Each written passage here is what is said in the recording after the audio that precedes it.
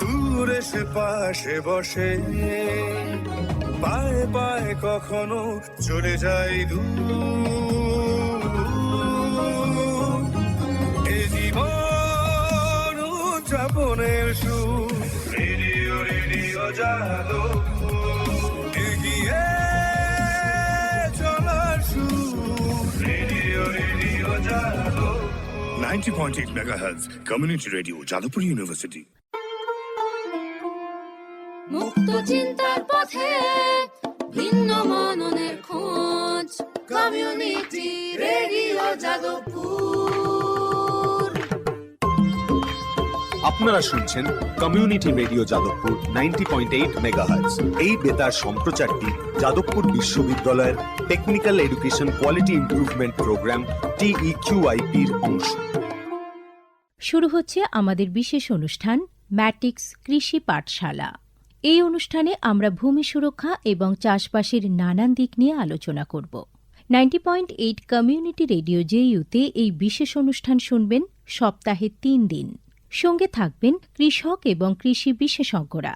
ভারত সরকারের রাসায়নিক ও সার মন্ত্রকের উদ্যোগে এবং ম্যাটিক্স ফার্টিলাইজার অ্যান্ড কেমিক্যালস লিমিটেডের সহায়তায় অনুষ্ঠানটি সম্প্রচার করা হচ্ছে।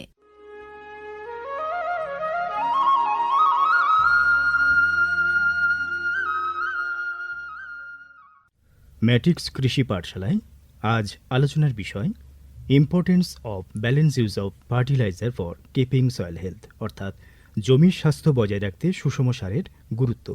আলোচনাটি শুনবেন কৃষি সংক্রান্ত ঘোষণার পর।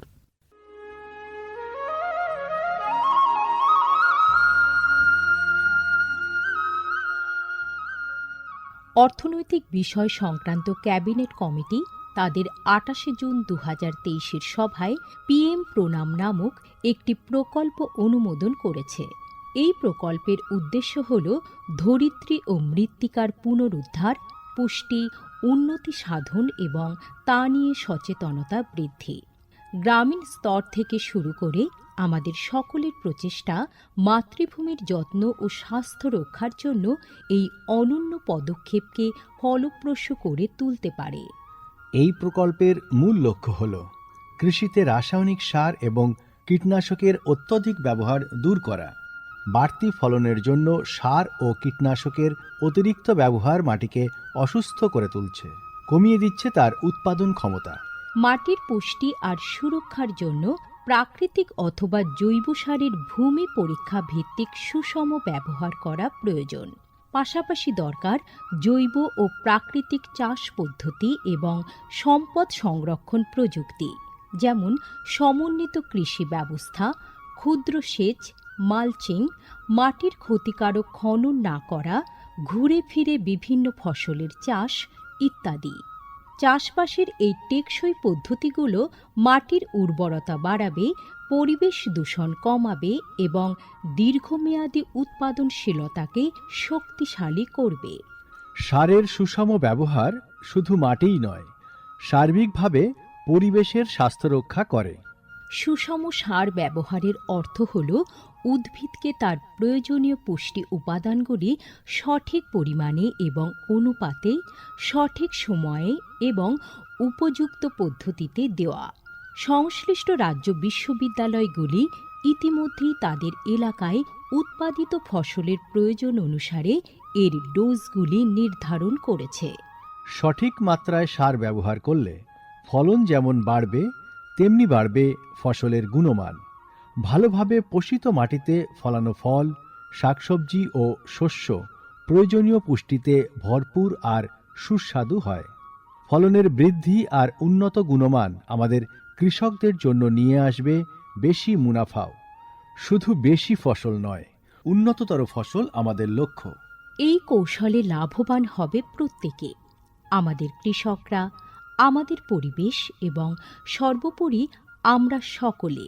বিচার বিবেচনার সঙ্গে পরিপোষক ব্যবহার করলে কেবল ফলনই বাড়ে না, প্রজন্মের পর প্রজন্ম জমি থাকে উর্বর।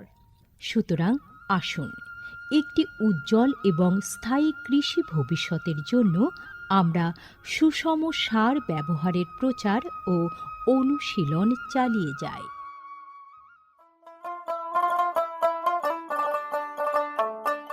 বিকশিত ভারত সংকল্প যাত্রা বা VBSY এর একটি গুরুত্বপূর্ণ অংশ হল ভারত সরকারের সার বিভাগ দ্বারা PM প্রণাম স্কিম এবং কৃষিতে ড্রোন ব্যবহারের প্রচার। সারের সুষম ব্যবহার এবং ন্যানো সারের ব্যবহার নিশ্চিত করার কাজে সার বিভাগ বিভিন্ন সংস্থা ও মানুষকে নিযুক্ত করেছে, যেমন বিভিন্ন সার উৎপাদনকারী সংস্থা, প্রধানমন্ত্রী কৃষি সমৃদ্ধি কেন্দ্র বা PMKSK গুলি, ফিল্ড অফিসার এবং নোডাল অফিসারদের। VBSY এর একটি প্রধান দিক হল বিভিন্ন শস্য এবং গাছপালার ওপর ন্যানো এবং জল দ্রবণীয় সার স্প্রে করার কাজে ড্রোনের ব্যাপক ব্যবহার।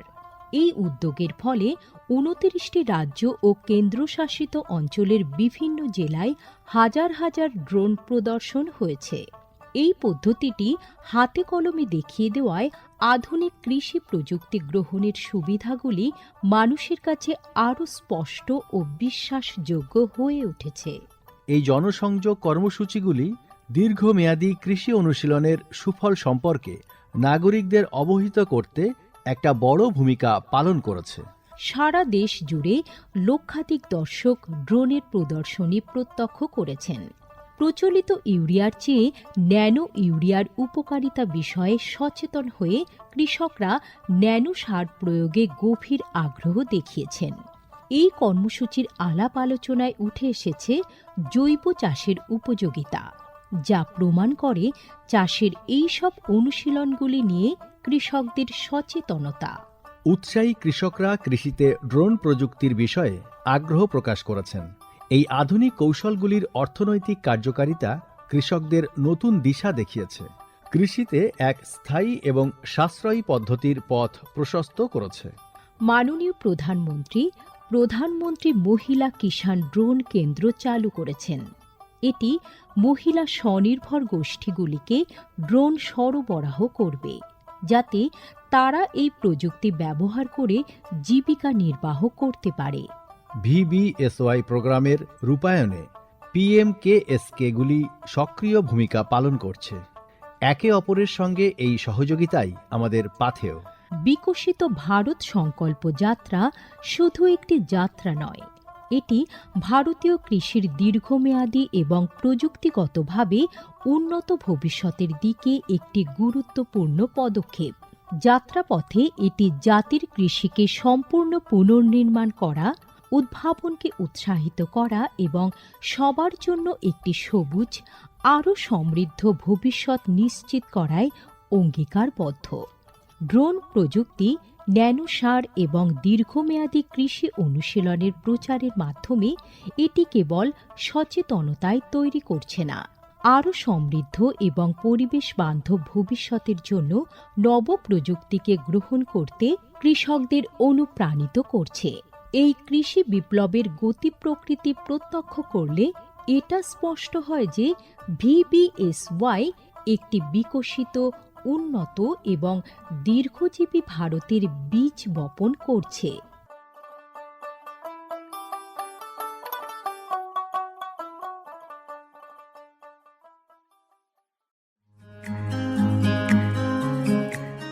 ভারতের যে সার কোম্পানিগুলি সবচেয়ে দ্রুত গতিতে বৃদ্ধি পাচ্ছে, ম্যাটিক্স ফার্টিলাইজার্স অ্যান্ড কেমিক্যালস লিমিটেড তার মধ্যে অন্যতম। পশ্চিমবঙ্গের পানাগড়ে অবস্থিত তাদের কারখানায় বছরে 12.5 লক্ষ টনের ওপর ইউরিয়া সার উৎপাদন হয়। ভারত সরকারের গ্রিনফিল্ড প্রজেক্ট হিসেবে স্বীকৃত এই কারখানায় তৈরি হয় ডক্টর ফসল। ইতিমধ্যেই যা পূর্ব ভারতের সর্বাধিক বিক্রিত ইউরিয়া সার হয়ে উঠেছে। কৃষি উন্নয়ন ও ভূমি সুরক্ষা, ক্ষুধা, অপুষ্টি ও দারিদ্র্য দূরীকরণ, গ্রামীণ এলাকা ও বস্তি উন্নয়ন, লিঙ্গ সাম্য, পরিবেশ, স্বাস্থ্য, শিক্ষা ইত্যাদি নানান বিষয়ের উপর জোর দেয় ম্যাটিক্সের CSR প্রকল্পগুলি।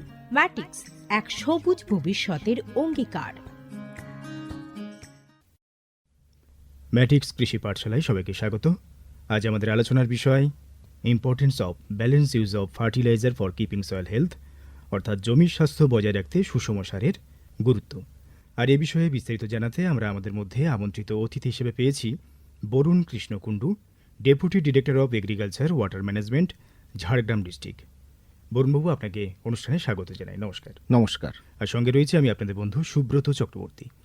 যে সমস্ত কৃষক বন্ধুরা দীর্ঘদিন ধরে কৃষিকাজের সঙ্গে যুক্ত, তারা নিশ্চয়ই ভালোভাবে জানেন যে আপনাদের মধ্যে যে ধারণাটি রয়েছে মাটি মাটি বিভিন্নভাবেই আপনারা তৈরি করেন এবং সেটা প্রথাগতভাবে, কিন্তু এই প্রথাগতভাবে চাষ করতে গিয়ে আপনারা কখনো কখনো অসম বা বলা ভালো অপর্যাপ্ত বা যতটুকু প্রয়োজন তার চাইতে অধিক পরিমাণে সারের ব্যবহার করেন, যার ফলে কি হয় আমাদের শরীর যেমন মাত্রাতিরিক্ত খাবার হোক বা যে কোনো কিছু মাত্রাতিরিক্ত হওয়ার ফলে নানান রকম সমস্যা দেখা দেয়। স্বাস্থ্য তো ভেঙে পড়েই, সেই সঙ্গে বিভিন্ন রোগের প্রকোপ দেখা দিতে পারে।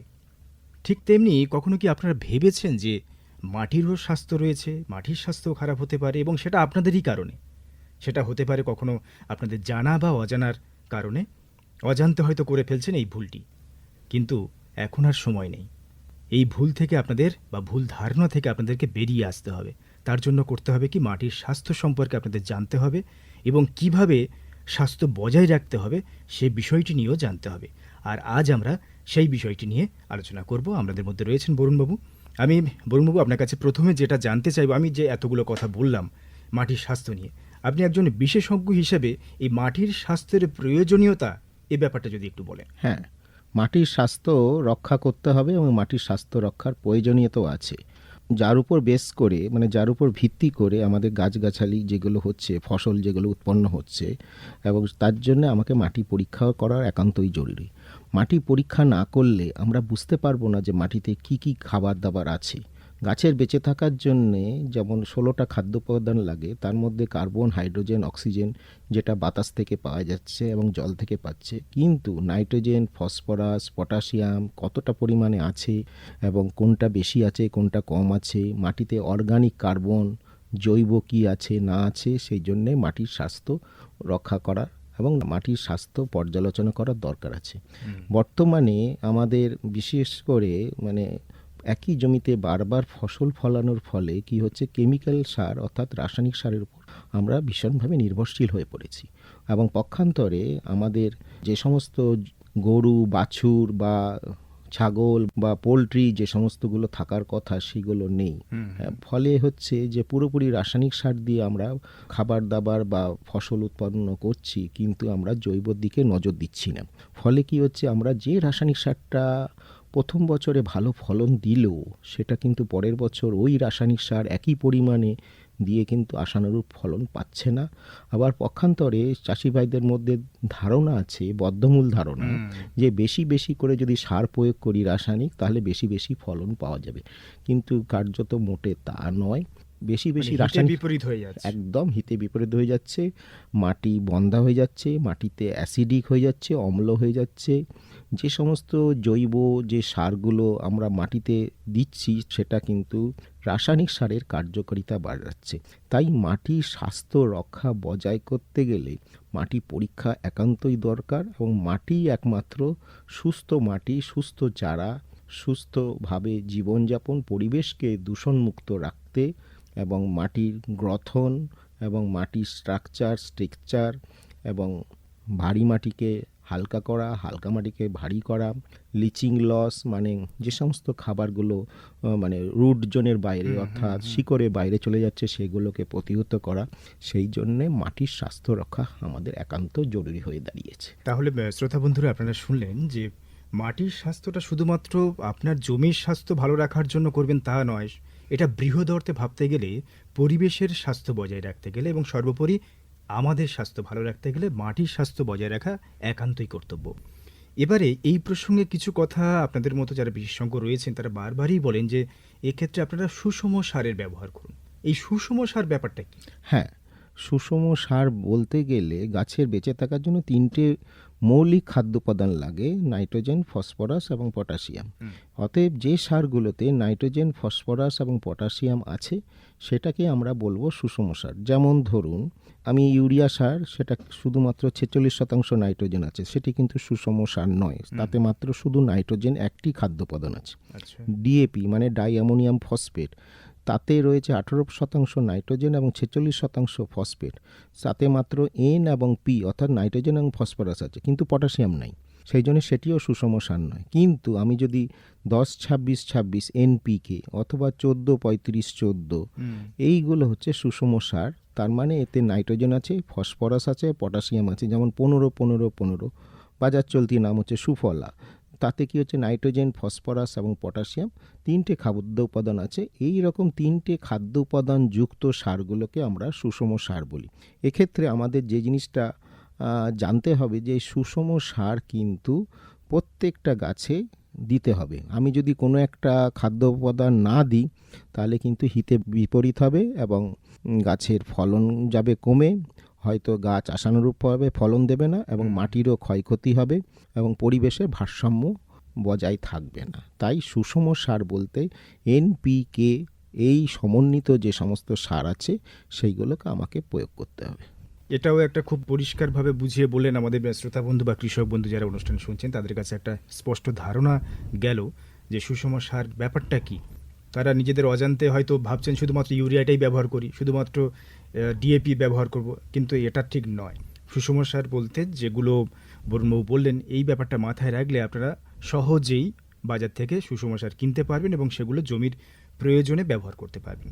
এবারে এর প্রয়োজনীয়তাটার সম্পর্কে যদি একটু বলেন। হ্যাঁ, সুষম সার প্রয়োজনীয়তা এই কারণে আছে, ধরুন আমার গাছের বেঁচে থাকার জন্য যে তিনটে মৌলিক খাদ্য উপাদান লাগে, অর্থাৎ নাইট্রোজেন, ফসফরাস, পটাশ, এইগুলো আমাকে চাষের শুরুতে প্রয়োগ করতে হবে। এবং কোনো ধান বা চারা লাগানোর পরে যদি আমি চাপান দিই তাহলে কিন্তু পুরোপুরি কার্য করবে না। এবং যদি সবজি জাতীয় ফসলে যদি প্রয়োগ করতে হয় তাহলে গাছের রুট জোন, অর্থাৎ গাছের শিকড়ের থেকে 2 ইঞ্চি থেকে 3 ইঞ্চি গভীরতায় চারদিকে রিং করে সার দিয়ে মাটি চাপা দিয়ে জল দিতে হবে। তাই নাইট্রোজেন, ফসফরাস, পটাশিয়াম এই যে সুষম সার আছে, এই সুষম সারের মধ্যে নাইট্রোজেনের কাজ হচ্ছে গাছের বৃদ্ধি করবে, ফসফরাসের কাজ হচ্ছে গাছের শিকড় গঠন করবে, পটাশের কাজ হচ্ছে ফুল ফল আনতে সহায়তা করবে এবং খরা রোধ করতে সহায়তা করবে। সর্বোপরি এই তিনটে খাদ্য আমাকে যে অনুপাতে লাগে, সাধারণত সব ফসলের ক্ষেত্রে প্রায় একই রকম লাগে, কিছু ক্ষেত্রে ব্যতিক্রম আছে। যেমন ধরুন 2:1:1, অর্থাৎ 2 ভাগ নাইট্রোজেন, 1 ভাগ ফসফরাস বা ফসফেট, 1 ভাগ পটাশ, এই খাদ্য আমাকে দিতে হবে। কেননা গাছের প্রথম দিকে বৃদ্ধির দশায় কিন্তু নাইট্রোজেনটা বেশি লাগে। তারপরে ফুল আসতে শুরু করবে, তারপরে ফল আসবে, তারপর পরবর্তীকালে যদি আমি নাইট্রোজেন বেশি দিই তাহলে গাছের বৃদ্ধি বেশি হবে, তখন ফুল ফল আসতে দেরি হবে। তাই প্রথম দিকে নাইট্রোজেন বেশি লাগে। আমরা সেই জন্যে অনেক সময় ইউরিয়া চাপান সার হিসেবে দিই, মানে ব্রডকাস্ট করি। তার মানে কি, গাছের শিকড়ের মধ্যে গুলে গাছ সেটা খাবার নিয়ে নিচ্ছে, গাছকে সবুজ রাখছে, গাছের বৃদ্ধি ভালো হচ্ছে। পরবর্তীকালে ফসফরাসের কাজ হচ্ছে গাছের শিকড় গঠন করা। পরবর্তীকালে পটাশেরও কাজ হচ্ছে আমাদের যেটা হচ্ছে ফুল ফল আনতে সহায়তা করে। তাই সুষম সারের প্রয়োজনীয়তা বলতে আমরা বুঝব 3টে খাবার যুক্ত সার, যার মধ্যে নাইট্রোজেন, ফসফরাস এবং পটাশিয়াম আছে, যেটি গাছকে সর্বাঙ্গীভাবে বিকশিত করবে। সেই সার যদি আমরা সঠিক সময়ে প্রয়োগ করি তাহলে গাছের বৃদ্ধি ভালো হবে। সেই জন্যে আমাদের সুষম সার দরকার, নইলে আমাদের গাছের কিন্তু হেলদি কন্ডিশন আসবে না, অর্থাৎ গাছের স্বাস্থ্য বজায় থাকবে না। একদম। আচ্ছা, এক্ষেত্রে একটা জিনিস মনে আসছে যে সুষম সার ধরুন এই 3টি সারের সংমিশ্রণে ব্যবহার করার কথা বলছেন আপনি, এটা গাছের কোন সময়, এটা কি ধরুন আমি যদি এখন ধান চাষের কথা ধরি, এক্ষেত্রে কি এই সুষম সারটা এককালীন বা অ্যাট এ টাইম ব্যবহার করতে হবে, নাকি তার কোনো ধাপ রয়েছে এরকমভাবে? হ্যাঁ, ভালো প্রশ্ন করেছেন। যেমন ধান গাছের ক্ষেত্রে সুষম সারটা শেষ চাষে কাদা করার সময় প্রয়োগ করবেন। আর চাপান সার হিসেবে আমরা ইউরিয়া, অর্থাৎ যেটা সহজে গুলে যায়, সেটা আমরা প্রয়োগ করব। বিশেষ বিশেষ ক্ষেত্রে পটাশ, মানে মিউরেট অফ পটাশ এবং ইউরিয়া সারই একমাত্র চাপান দেওয়া যায়। সেই জন্যে প্রথম মানে শেষ চাষে আমরা সুষম সারটা প্রয়োগ করব এবং পরবর্তীকালে আমরা চাপান সার হিসেবে ইউরিয়া এবং পটাশ আমরা প্রয়োগ করতে পারি। এবার আমার প্রশ্ন হচ্ছে, অনেকে দেখবেন ডিএপি চাপান দিচ্ছে, 10-26-26 চাপান দিচ্ছে রোয়া করার পরে। অনেক সময় চাষি ভাইরা প্রায় বলে আমরা সেই সময় কাদা করার সময় দিতে ভুলে গেছি, দেবো কি? এতে কিন্তু চাষিদের ক্ষয়ক্ষতি বেশি হচ্ছে, চাষিদের খরচা বেড়ে যাচ্ছে। তার কারণ হচ্ছে এই যে নাইট্রোজেন ঘটিত যে সারটা আছে, ধরুন সুষম সারের মধ্যে নাইট্রোজেন আছে, সেটা সহজে গলে যাচ্ছে, কিন্তু ফসফরাসটা যেখানে পড়বে, মাটির সঙ্গে যেখানে সংস্পর্শে আছে সেইখানেই থাকবে, সেটা কিন্তু শিকড়ে পর্যন্ত চলে যায় না। আচ্ছা। আবার পটাশ সারটা ওটাও ধীরে ধীরে গাছকে সাপ্লাই করবে ঠিকই, কিন্তু পটাশটা ওই রকমভাবে একটা জায়গায় থাকে, বেশি মুভমেন্ট করে না। সেই জন্যে শেষ চাষে যদি কাদা করার সময় দেয়, তাহলে মাটির শিকড় যতদূর গেছে, ধরুন 6 থেকে 8 ইঞ্চি, পুরো জায়গাটাতে সেই খাবারটা বিরাজমান হবে এবং গাছ পরবর্তীকালে ওই খাবারটা নিতে পারবে। সেই জন্যে কখনোই এই যে 15-15-15 এনপিকে বা 14-35-14 এইগুলো চাপান হিসেবে ব্যবহার করা যায় না। এইগুলো যদি প্রয়োগ করতে হয়, বিশেষ করে সবজির ক্ষেত্রে, তাহলে গাছের গোড়া থেকে 3 থেকে 4 ইঞ্চি গভীরতায় চারদিকে রিং করে সার দিয়ে, মাটি চাপা দিয়ে জল দিন বা সেচ দিন। কারণটা হচ্ছে নাইট্রোজেন চঞ্চলা প্রকৃতির, অর্থাৎ নাইট্রোজেন সহজে গলে যাবে, কিন্তু ফসফরাস যে জায়গায় পড়বে সেই জায়গায় থাকবে, পটাশও তাই। তাই এইগুলো ধান চাষের ক্ষেত্রে শেষ চাষে কাদা করার সময় প্রয়োগ করতে হয়। কখনো চাপান হিসেবে ধান চাষে কি ডিএপি, কি 10-26-26 বা 14-35-14 চাপান দিতে নেই। চাপান দিলে কি হবে, সারের অপচয় হবে, চাষের খরচ বাড়বে। তাই এই সমস্ত সারগুলো সাধারণত ব্যাসাল ডোজ হিসেবে প্রথম দিকেই দিতে হয়, মূল সার হিসেবে এগুলো প্রয়োগ করতে হয়। বেশ, এবারে এই যে ধারণাটা আপনি বললেন, যেটা যে কৃষক বন্ধুদের মধ্যে, এটা কিন্তু খুব যে স্পষ্ট রয়েছে তা নয়। তাদের মধ্যে একটা ভুল ধারণা রয়েছে, যেটা আপনি শুরুতেই বলেছেন, যে অধিক পরিমাণে সার প্রয়োগ মানে অধিক ফলন, এবং যে কারণে অপর্যাপ্ত পরিমাণে বিভিন্ন সার, সে কোনটা যে মূল সার হিসেবে ব্যবহার করবেন, কোনটা চাপান সার হিসেবে ব্যবহার করবেন বা দ্বিতীয় চাপানে দেবেন, সেই ধারণাটা তাদের কাছে পরিষ্কার নয়। যার ফলে তারা তো আর্থিক ক্ষতির সম্মুখীন তারা তো হচ্ছেনই, প্রকৃতিকেও কিন্তু ক্ষতিগ্রস্ত করছে, তাই নয় কি? একদম সত্যি কথা। তাই আমাদের যে জিনিসটা করতে হবে, ধরুন কোনো চাষি ভাই, অনেক সময় প্রশ্ন আসে যে আমি তো দিতে ভুলে গেছি, তাহলে কি করব? তখন আমরা 100% জলে দ্রবণীয় সার, যেটা পাতার মাধ্যমে পাতায় স্প্রে করতে বলি, সকাল 8টা থেকে 10টার মধ্যে অথবা বৈকাল 4টে নাগাদ, যেদিন আবহাওয়া ভালো থাকবে, তাহলে গাছ যে পাতার মাধ্যমেও খাবার নেয়, সেখান থেকে কিন্তু সেটা কভার আপ করে নেবে। আমি হয়তো দিতে পারলাম না, স্কিপ করে গেলাম, তাহলে আমরা সেই সারের অপচয়টা আমি ঠেকালাম। এবং পাতার মাধ্যমে যদি আমি প্রয়োগ করি, বিশেষ করে লিকুইড ফার্টিলাইজার হতে পারে, বা ধরুন 100% জলে দ্রবণীয় সার, যেটা পাউডার ফর্মে পাওয়া যায়, সেটা যদি গুলে স্প্রে করা যায়, তাহলে 100%ই গাছ তার পাতার মাধ্যমে নিতে পারে এবং সেখানে অপচয় হয় না। কিন্তু আমি যদি মাটিতে যে সারগুলো প্রয়োগ করছি, একমাত্র গাছ 40% খাবার নিতে পারে, বাকি 60% কিন্তু অপচয় হয়ে যাচ্ছে, বাতাসের মাধ্যমে বেরিয়ে যাচ্ছে বা লিচিং লস হচ্ছে, অর্থাৎ শিকড়ের বাইরে চলে যাচ্ছে, এবং এগুলো অপচয় হচ্ছে। এবং এই অপচয় ঠেকাতে গেলে যে জিনিসগুলো করতে হবে, পর্যাপ্ত জৈব সারের ব্যবহার বাড়াতে হবে। তো মাটিতে যে খাবারগুলো দিচ্ছি রাসায়নিক সার হিসেবে, সেগুলোকে ধরে রাখবে এবং সেগুলোকে ধীরে ধীরে গাছের শিকড়কে সাপ্লাই করবে। কিন্তু আমি যদি রাসায়নিক সারই একমাত্র দিলাম, কোনো জৈব সার দিলাম না, বায়ো ফার্টিলাইজার দিলাম না, এগুলো না দিলে কিন্তু মাটি বন্ধা হয়ে যাবে এবং ওই একই সারে বারবার আশানুরূপ ফলন পাবেন না। তাই জৈব সার এবং রাসায়নিক সারের সংমিশ্রণে যদি চাষ করা যায়, তাহলে মাটির স্বাস্থ্য যেমন বজায় থাকবে এবং গাছ তার শিকড়ের মাধ্যমে খাবারগুলো সহজে নিতে পারে।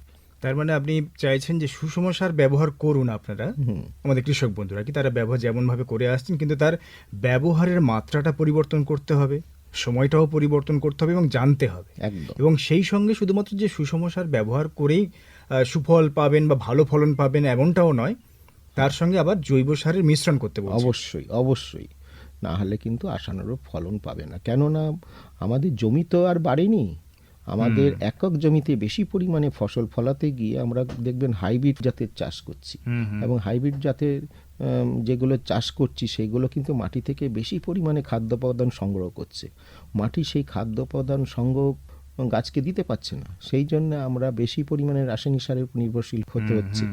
কিন্তু আমার মাটি যদি নিউট্রাল মাটি না হয়, মাটি যদি প্রশম না হয়, অ্যাসিডিক হয়, আমার যতই সার দিন সেটা যদি গ্রহণযোগ্যতা না আসে, সলুবল ফর্মে না আসে, শিকড়ের কাছে যদি না পৌঁছাতে পারে, গাছ যদি শিকড়ের মাধ্যমে খাবার না নিতে পারে, মাটি যদি লবণাক্ত হয়, তাহলে আর লাভ কী?